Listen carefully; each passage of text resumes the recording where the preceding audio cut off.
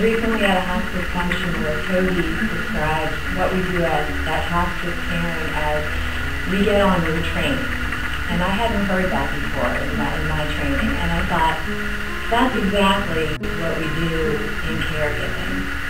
And you have a little window on time in somebody's life that is such a special time.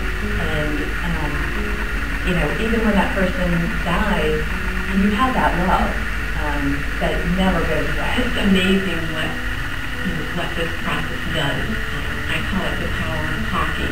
Because when you think about it, there aren't a lot of places in our society where it's okay to really go into a lot of depth about this. Our friends and family sometimes can't handle the raw pain that we feel when we're in acute grief. Our work colleagues want us to just get over it already. You know, they think it's been enough time. So this is a place where we can bring people together and they're with other people experiencing similar losses, and they can be heard. These kids, you know, come together and they go around and they celebrate and they share their stories. And sometimes it's sad, but it wouldn't be right to understand. So, but I tell them when they sign up with us, this I know it sounds crazy, but talking about death and the person who died, living it real cool and neat things. Camp Caring is a program for children's bereavement who have lost either a parent or a sibling or a grandparent. And all they had the opportunity to participate in good grief clubs at schools. There was a group of kids for whom that was not sufficient. And we needed to offer a more extensive program. And that's how Camp Caring was born. Kids do a lot of activities while they're out here at camp.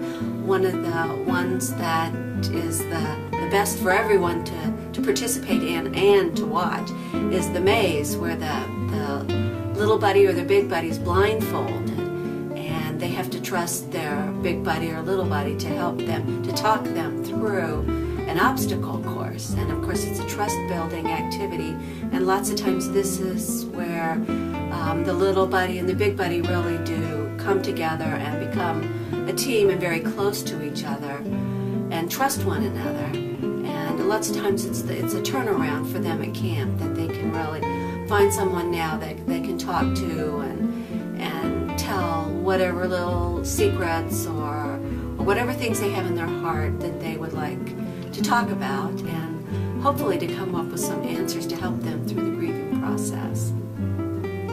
Because every activity that we do here at camp, the children may not realize it, but everything is grief related and has a purpose in some way to help the child learn to cope with their grief and to understand their grief. And like I said, sometimes they don't understand that that's exactly what the activity is for, but it really does lead them through this experience, and they get so much out of it that they can take back and incorporate in their lives and in their families' lives.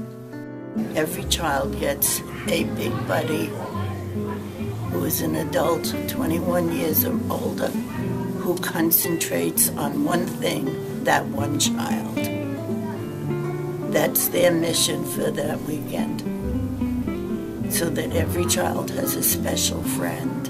I've done all the camps from the first camp on, so I could pick out an instance from every camp that there was always something bad or something funny or something particularly sad. The saddest is that I couldn't be at camp